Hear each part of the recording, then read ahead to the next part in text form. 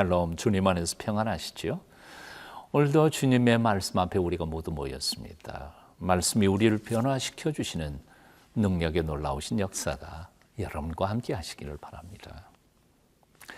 세상에는 수많은 말들이 우리 귀에 들려지기도 하고 눈에 보여지기도 합니다. 길거리 광고판에서, TV 프로그램 중간중간에, 그리고 모바일을 통해서도 이 물건 사면 당신은 행복해질 것이다. 그렇게 우리를 유혹하며 끊임없이 우리의 눈과 귀를 자극합니다. 이런 홍수 같은 말이 범람하는 시대에 우리가 기억해야 할 가장 중요한 사실 하나가 있습니다. 그 중에 정말 중요한 말이 무엇인가 하는 분별력입니다. 영성가 헨리 나우에는 이런 분별력을 키우기 위해서 침묵 훈련을 해야 한다고 말했습니다. 참된 언어는 영혼 속에서부터 나와서 영혼 속으로 사라진다고도 말했습니다. 그런 참된 언어야말로 창조의 힘이라고 말하기도 했습니다. 오늘날 이 시대 세미한 음성으로 우리에게 들려주시는 주님의 음성을 분별하기 위해 우리는 어떻게 해야 할까요? 오늘 본문 말씀 함께 읽어봅니다. 역대하 18장 1절부터 11절까지 말씀입니다.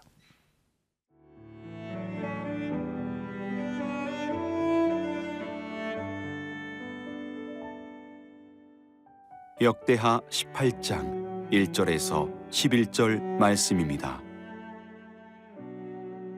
여호사밧이 부귀와 영광을 크게 떨쳤고 아합 가문과 혼인함으로 인척관계를 맺었더라.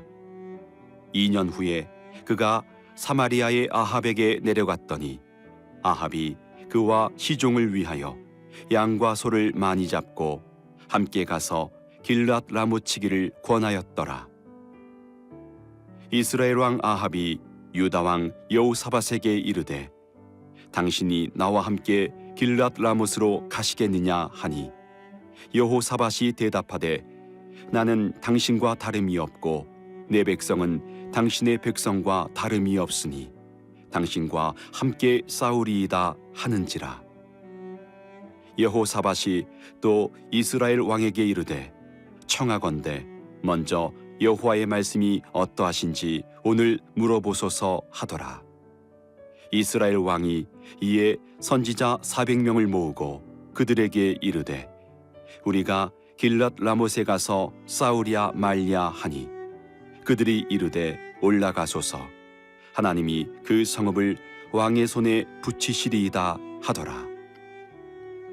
여호사밧이 이르되 이 외에 우리가 물을 만한 여호와의 선지자가 여기 있지 아니하니까 하니 이스라엘 왕이 여호사밧에게 이르되 아직도 이물라의 아들 미가야 한 사람이 있으니 그로 말미암아 여호와께 물을 수 있으나 그는 내게 대하여 좋은 일로는 예언하지 아니하고 항상 나쁜 일로만 예언하기로 내가 그를 미워하나이다 하더라.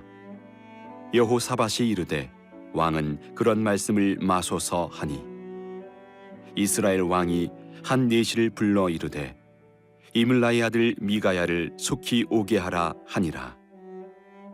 이스라엘 왕과 유다 왕 여호사밧이 왕복을 입고 사마리아 성문 어귀 광장에서 각기 보좌에 앉았고 여러 선지자들이 그 앞에서 예언을 하는데 그나아나의 아들 시드기야는 철로 뿔들을 만들어 가지고 말하되 여호와께서 이같이 말씀하시기를 왕이 이것들로 아람 사람을 찔러 진멸하리라 하셨다 하고 여러 선지자들도 그와 같이 예언하여 이르기를 길랏 라못으로 올라가서 승리를 거두소서 여호와께서 그 성읍을 왕의 손에 넘기시리이다 하더라. 1절 말씀 먼저 읽어봅니다. 여호사밧이 부귀와 영광을 크게 떨쳤고 아합 가문과 혼인함으로 인척 관계를 맺었더라. 하나님께서 여호사밧을 크게 창대하게 만드셨습니다. 그의 부귀와 영광이 온 세상에 떨쳤습니다. 그러자 그는 인간적인 판단으로 일을 저지르고 맙니다. 다름 아닌 북왕국과의 화해를 시도했던 것입니다. 사실 북왕국 이스라엘과 남왕국 유다는 한 형제 국가였으니까 하나를 만들기 위해서 화친을 맺는 것은 전혀 문제가 될 것은 없었습니다. 그러나 문제는 바로 북왕국의 왕이었던 아합 왕, 그리고 그의 부인이었던 이세벨이라고 하는 여인이었습니다. 두 사람은 아시는 것처럼 우상 숭배에 아주 과격했던 사람들 뿐만 아니라 이세벨은 본래 아세라 목상을 섬기던 여신, 여사제였던 존재였죠.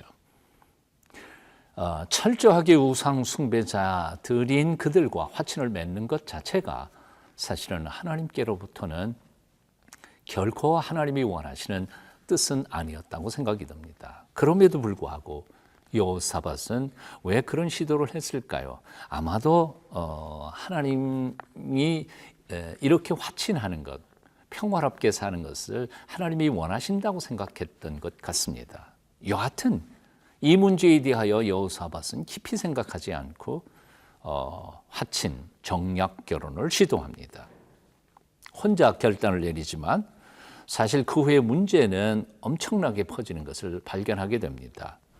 여호사밧의 아들 여호람, 아내로 맞은 이세벨의 딸인 아달랴 때문에 심각하게 우상을 섬기게 됩니다. 유다 왕들 중에서는 드물게 북왕국 이스라엘 왕들의 길로 행했다고 역대기는 적어놓고 있습니다. 역대하 21장 6절을 제가 읽습니다. 그가 이스라엘 왕들의 길로 행하여 아합의 집과 같이 하였으니 이는 아합의 딸이 그의 아내가 되었습니다. 그가 여호와 보시기에 악을 행하였으나. 이런 이유 때문에 여호람은 사실은 8년도 제대로 통치 못한 채 즉위한 지 8년 만에 악한 병이 들어서 죽고 맙니다. 그의 죽음에 대해서 역대하 21장 19절 20절 상반절은 이렇게 적고 있습니다. 여러 날 후 2년 만에 그의 창자가 그 병으로 말미암아 빠져나오매 그가 그 심한 병으로 죽으니 백성이 그들의 조상들에게 분향하던 것 같이 그에게 분향하지 아니하였으며 여호람이 32세에 즉위하고 예루살렘에서 8년 동안 다스리다가 아끼는 자 없이 세상을 떠났으며. 여기 표현들이 참 재미있습니다. 백성들조차 그 왕가의 조상들에게 분향하던 것처럼 그의 죽음을 슬퍼하지 않았다는 겁니다. 분향하지 않았습니다. 그리고 아끼는 자 없이 세상을 떠났습니다. 너무나 처참한 죽음이었습니다. 그의 죽음을 애통하는 백성 한 사람도 없는 참으로 유다 왕으로서는 부끄러운 삶의 종말이었던 것입니다. 누구 때문이었습니까? 아버지 여호사밧 때문이었습니다. 그의 순진한 통일 정책 때문에 그 아들과 그 백성들이 고통을 당하게 된 것이었습니다. 잠언 14장 12절은 이렇게 말씀합니다. 어떤 길은 사람이 보기에는 바로나 필경은 사망의 길이니라.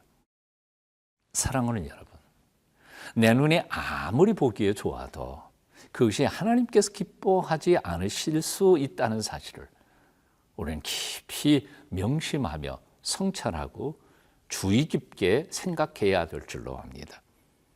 아무리 작은 문제라도 하나님께서 기뻐하시 않는 일을 우리가 시도할 때 그 일로 말미암은 열매들은 어려울 수 있습니다.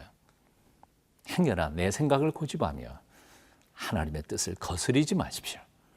그리할 때 하나님께서 우리를 복된 길로 인도해 주실 줄로 믿습니다.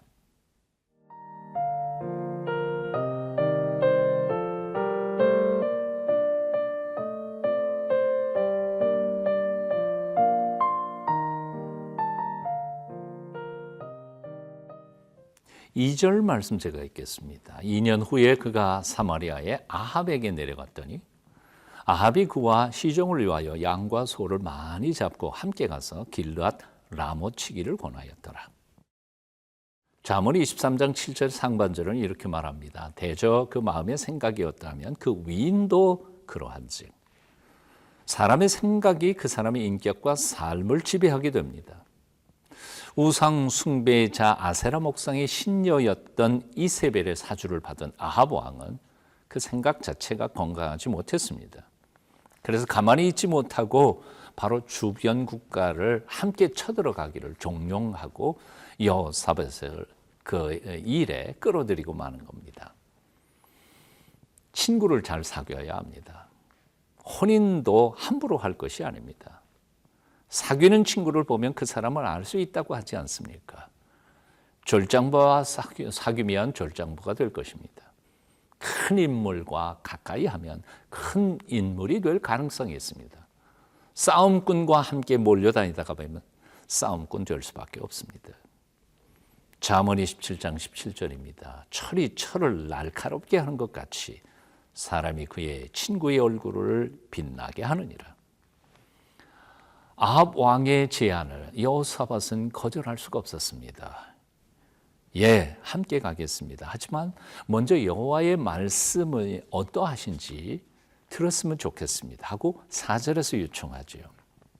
그러자 아합은 이스라엘에 있는 400명의 하나님의 선지자들을 불러 모으고 말씀을 듣습니다. 그런데 놀랍게도 한결같이 그 400명이 전쟁에 참전하라고 말합니다.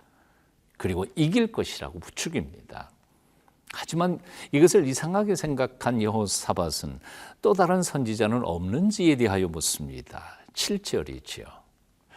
이스라엘 왕이 여호사밧에게 이르되 아직도 아몰라의 아들 미가야 한 사람이 있으니 그로 말미암아 여호와께 물을 수 있으나 그는 내게 대하여 좋은 일로는 예언하지 아니하고 항상 나쁜 일로만 예언하기로 내가 그를 미워하나이다 하더라. 여호사밧이 이르되 왕은 그런 말씀 마소서. 아합의 결정적인 문제가 바로 여기 등장하고 있음을 봅니다. 여호사밧이 다른 사람 선지자 말씀을 들었으면 좋겠습니다. 그랬더니 바로 미가야라고 하는 선지자를 지목하면서 이 사람은 항상 내게 나쁜 예언만 하니까 듣기 싫다. 내가 그를 미워한다. 그런 말을 하는 것이죠. 하나님의 말씀을 아합은 어떤 자세로 들었습니까? 하나님의 명령을 듣기를 원한 것이 아니라 사실은 자신의 마음속의 생각을 확증하는 데 이용했을 뿐이었습니다. 사랑하는 여러분, 여러분은 하나님의 말씀을 어떻게 듣고 계십니까? 나를 향하신 하나님의 뜻을 알기를 원합니까? 아니면 내 마음속에 있는 생각을 하나님께서 확증시켜 주기를 바라는 것입니까? 하나님의 말씀을 듣는 자세가 어떠해야 할까요? 조심해야 합니다. 아무리 내 마음에 들지 않는다 할지라도 하나님의 경고 들을 줄 알며 그리고 순종하며 그 말씀대로 살아가기를 애쓰고 노력할 때 우리 앞길이 펼쳐질 것입니다. 하지만 내가 듣고 싶은 말만 듣게 될 경우에 우리 앞길 참으로 어려울 수 있습니다. 말씀을 듣는 태도와 자세를 조심하십시오. 어떤 말씀이든지 말씀하옵소서 종이 행하겠나이다. 자세로 들을 때 하나님께서 함께 하실 것입니다. 기도하겠습니다. 인생의 주인이신 하나님, 주님께서 말씀하실 때 함부로 내 마음대로 말씀을 취사 선택하지 않도록 도와주시옵소서. 예수님의 이름으로 기도합니다. 아멘.